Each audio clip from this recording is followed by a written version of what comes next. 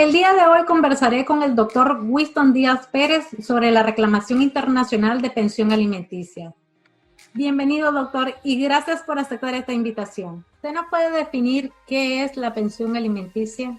Desde la perspectiva jurídica, la pensión alimenticia es un bien necesario para la vida. Nuestro sistema jurídico nicaragüense lo contempla dentro de la Constitución Política, el artículo 63 y el artículo 306 de la Ley 870, Código de Familia. ¿Qué nos dice este artículo del Código de Familia? Indica de que el alimento es un bien necesario para la vida, para la adquisición de un interés superior. Que si bien es cierto, el artículo 306 ya nos habla sobre el concepto y cobertura, existe un apartado que es un agregado en donde los jueces de familia van a poder, adicional a la pensión alimenticia periódica, poder agregarle a este progenitor no custodio otros gastos, como lo son los gastos médicos y medicina que no estén cubiertos por el sistema de salud pública o seguridad social, y también los gastos educativos. En una forma sucinta, que la pensión alimenticia son todos aquellos bienes necesarios para que el niño, niña, adolescente, adulto mayor o con discapacidad obtenga un desarrollo integral en cuanto a la alimentación propiamente dicha, al vestuario, a la recreación, a la cultura, a la educación y a la medicina. Esa es una pensión alimenticia, la cual se encuentra segregada en el Código de Familia y en la Circular 107. ¿Qué requisitos debe cumplir la persona que está solicitando la pensión alimenticia? Cuando existen niños menores, menores de 18 años, son representados por el progenitor custodio, sea mamá o papá. Entonces, mamá o papá, quien ostente el cuidado y crianza de este niño, niña, adolescente, podrá solicitar en sede administrativa y en sede judicial la pensión alimenticia. Si la persona, el tutelado, ya es mayor de edad, quiere decir, ya cumplió sus 18 años, como lo establece el artículo 21 del mismo Código de Familia, entonces él ya va a poder representarse por sí mismo y solicitar una pensión alimenticia al progenitor o a la progenitora. El titular del derecho que pretende pedir necesita acreditar el vínculo legal que lo une con la persona que pretende obligar. Quiere decir que debemos de demostrar el certificado de nacimiento. Agregado al certificado de nacimiento, también podemos acreditar los gastos mensuales de ese niño, niña o adolescente, o cualquier necesidad especial en cuanto a una situación médica. Por ejemplo, que el niño tenga un síndrome de espectro autista, que el niño o la niña tenga algún síndrome de Down, o tenga cualquier capacidad que le imposibilite poderse valer por sí mismo una vez que alcance la mayoría. Entonces hay que acreditar este elemento de convicción. Cuando el que solicita es mayor de edad, quiere decir que ya cumple los 18, actuará por sí mismo. Y para que le puedan proporcionar la pensión alimenticia, deberá acreditar la necesidad de mantener esa pensión por estudios provechosos, ya que sin estudios provechosos, la pensión alimenticia se extingue una vez que alcanza los 18 años. Existen otros sinnúmero de documentos, pero estos son los esenciales para poder acreditar el derecho que pretende pedir en una sede judicial o en una sede administrativa. Doctor, ¿y cuánto es el porcentaje que se puede pedir en concepto de pensión alimenticia? El padre o la madre no custodia proporcionará al niño, niña o adolescente o persona con discapacidad una pensión alimenticia en cuanto a literal A, por un hijo el 25%, literal B, por 2 hijos el 35%, literal C, por más de 3 hijos el 50%. A los otros sujetos tutelares de derecho se le asignará una aportación del 10% sobre la capacidad económica del quien prestará la pensión alimenticia. Quiere decir que por los hijos ya la ley establece un porcentaje del 25 hasta el 50, dependiendo de la cantidad de hijos. Pero por los otros sujetos tutelados, como lo son mamá, papá cónyuges, convivientes o hermanos, la ley solamente le asigna un 10%, ¿no? Esto lo dejamos claro porque recordemos de que la prestación alimentaria no es solamente por la existencia de hijos, sino que por la existencia de otros sujetos vulnerables que también tienen derecho a recibir esta prestación alimentaria. Doctor, ¿usted nos podría explicar, en el caso de que los hijos provengan de diferentes madres, ese 25, 35 o 50% que habla, se prorratean o la forma de cálculo de la pensión se hace de una forma diferente? ¿Cómo realmente se aplica ese 25, 35, 50%? Todos los hijos son iguales ante la ley. Ante esta premisa, es preciso que las personas sepan de que, aunque existan hijos de diferentes madres, la tasación es establecida como tal. Un hijo, el 25%. Dos hijos, aunque sean madres distintas, es el 35%. Y si son más de 3 hijos de madres distintas, el 50%. Es decir, hay un prorrateo del 50% entre la cantidad de hijos que existan. Si son 3 hijos, 4 hijos, 5 hijos, 6 hijos, se va a dividir ese 50%. En el caso que se tenga que tramitar la pensión alimenticia fuera de Nicaragua, ¿usted nos podría decir cómo se hace, qué documentos necesita la persona para hacer su trámite, a qué institución debe recurrir, cómo se hace todo el proceso de requerimiento de alimentos en el exterior? Si nos puede contestar estas preguntas, por favor.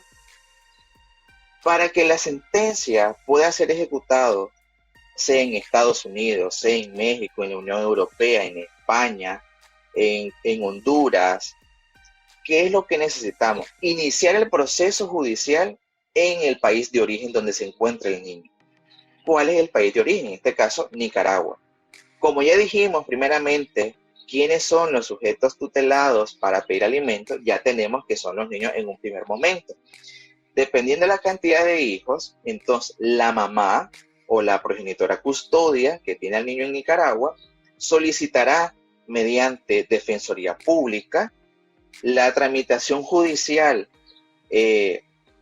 a la sede jurisdiccional para pedir alimentos. ¿Qué necesita esta persona? Uno, acreditar certificado de nacimiento vinculante con el padre que no ha cumplido, indicar desde cuándo no presta pensión alimenticia, cuál es la necesidad de este niño y si hay alimentos retroactivos, pedirlos como tal. El judicial que conozca esta demanda tendrá que indicar ante la ausencia del demandado que desconoce el lugar donde se encuentra, entonces realizará la publicación mediante edictos para que este sujeto no sea vulnerado su derecho a la defensa, como lo establece nuestro artículo 34 de la Constitución. Una vez publicado estos edictos, se le va a nombrar a un defensor público para que éste lo represente dentro del proceso. ¿Para qué queremos esta garantía? Porque al momento de ejecutar esta sentencia en otro país, debemos de acreditar que no existió una lesión al debido proceso ni al derecho a la defensa. Una vez que tenemos esta sentencia satisfactoria, restitutiva de derechos para ese niño o esos niños, lo que se hace es lo siguiente. El Ministerio de la Familia, Adolescencia y Niñez será la autoridad central del país, el cual, una vez que la progenitora custodia o el progenitor custodio tenga la sentencia, realizará mediante un formato de solicitud ante el Ministerio de la Familia la ejecución de esta sentencia en el estado donde se encuentra. Si en Estados Unidos, en este caso particular, tendrá que indicar en el formulario la sentencia, el certificado de nacimiento, la dirección del progenitor o la madre, la capacidad económica de la madre para que le den la asistencia jurídica gratuita en nuestro país y en el país donde se va a requerir al sujeto deudor. Aparte de eso, se designará en ese mismo formulario quién va a ser el enlace del Ministerio de la Familia con la autoridad central en Estados Unidos. Entonces, una vez que se llene este formulario, pasará por parte de Cancillería y se remitirá mediante correo electrónico a la autoridad central en Estados Unidos, ¿no? La autoridad central que va a conocer que va a recepcionar esa solicitud electrónica se denomina Oficina de Cumplimiento de Manutención Infantil. Sus siglas es OCSE. Esta oficina va a tomar esta solicitud y tendrá 6 semanas para poder admitir o rechazar esta solicitud de requerimiento de alimentos. Ahora bien, ojo, y tenemos que tener claro esto, el convenio permite a los estados firmantes tener reservas a la aplicación de este convenio. ¿Qué son estas reservas? Son aquellas en donde el estado que requiere, en este caso Nicaragua, no contravenga su sentencia, su marco legal al estado requerido. Por ejemplo, en Estados Unidos, la edad máxima para alcanzar la mayoría de edad son los 18 años y ya de ahí se extingue la obligación a la prestación alimentaria.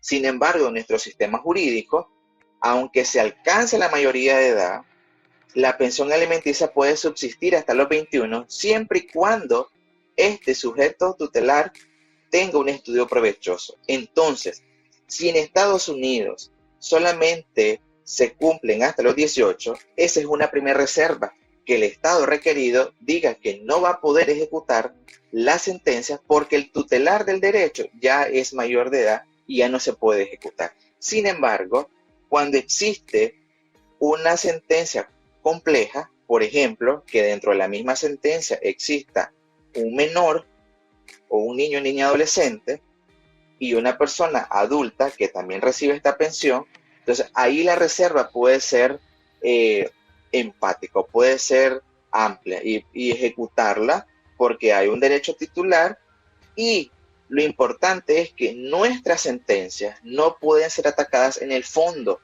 Quiere decir de que aunque en Estados Unidos existe esa reserva, pero por existir dentro del instrumento sujetos tutelados, deberá ejecutarse a la brevedad posible. Si no es admisible, pondrá en consideración a las 3 semanas, una vez recibida la solicitud, para que exista oposición o no sobre esta negativa de reconocimiento y ejecución, que es lo que dice el convenio.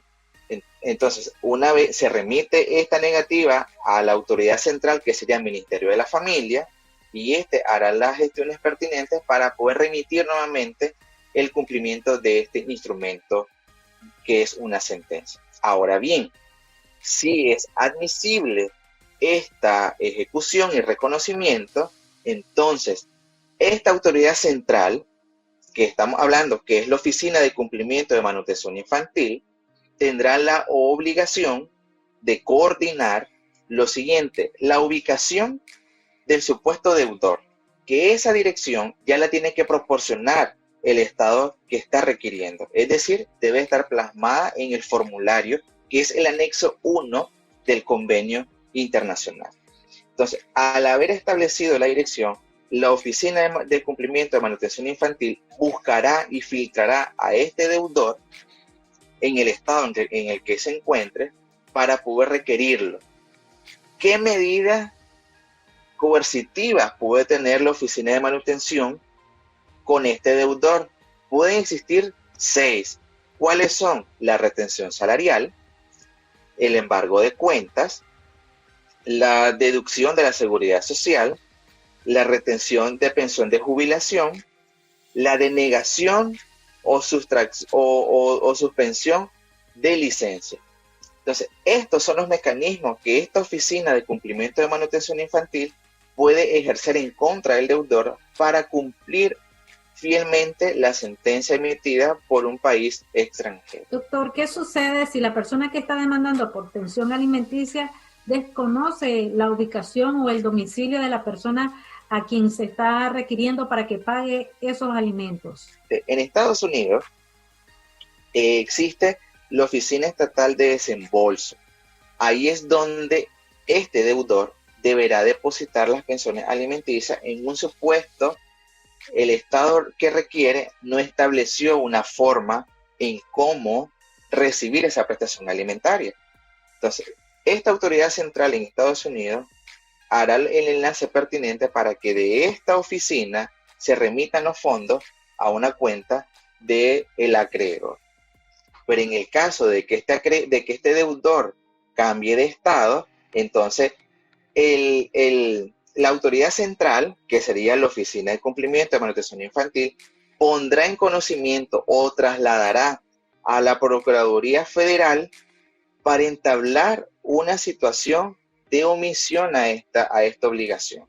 Entonces, ya esta Procuraduría tomará la gestión pertinente y aplicará una ley que es por la omisión al cumplimiento de la manutención. ¿Cuánto dura todo ese trámite, doctor, para alcanzar, o mejor dicho, ejecutar la sentencia de pensión alimenticia en el exterior?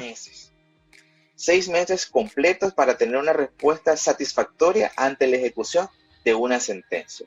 Ahí en esos 6 meses ya están incluidos en caso que exista algún tipo de recurso, ¿no? Doctor, ¿cómo se debe de proceder en el caso de que la persona que supuestamente tiene derecho a la pensión alimenticia no posee el apellido de la persona que debe de pagar esa pensión?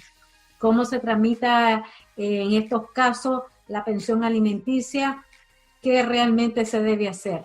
La ley permite de que se pueda demandar a los abuelos o a los hermanos para determinar el vínculo filiatorio, es decir, el vínculo consanguíneo. ¿Y qué es lo que se va a decir? Se va a indicar: María, que tuvo a Pedrito, pero Pedrito no fue reconocido por Pedro porque está en Estados Unidos, entonces vengo a demandar al abuelo o al tío para determinar el vínculo consanguíneo. Si el tío o los abuelos se niegan, entonces existe algo que se llama la presunción legal, que ya no es muy dada porque ya el código establece efectivamente el mecanismo para poder reconocer la paternidad por un examen de ADN. Pero por lo general no existe ninguna negativa a la realización de la toma de la muestra, y también esta toma de muestra es exonerada bajo el estado de pobreza que lo realiza el mismo Ministerio de la Familia y faculta a la autoridad judicial para poder exonerar de cualquier costo a la madre que lo está pidiendo para acreditar la consanguinidad con el progenitor no custodio, en este caso el padre, y así poder determinar la paternidad y la responsabilidad de la paternidad que corresponde a una prestación alimentaria. En Nicaragua, doctor, exactamente dónde las personas tienen que recurrir para que puedan ser asistidas con este trámite de ejecución de sentencia por pensión alimenticia. El Ministerio de la Familia está ubicado en Managua, de los semáforos de Enel Central, una cuadra hacia arriba. Entonces, el encargado de las gestiones internacionales en el Ministerio de la Familia se llama Marlon Roberto Blanco, y el correo electrónico de esta persona es asuntosinternacionales@mifamilia.gov.ni. Muchas gracias por su tiempo, por compartir esta información que sé que va a ser de mucha ayuda para todas aquellas personas que nos siguen. Gracias, doctor. A usted, doctora, por la invitación, y anuente siempre a cualquier otra que usted me pueda realizar y yo poderle aportar con mucho gusto. Gracias. Como siempre, espero que este video sea de tu ayuda. Te pido que lo compartas. Sígueme en mis redes sociales y suscríbete a este canal. Hasta la próxima.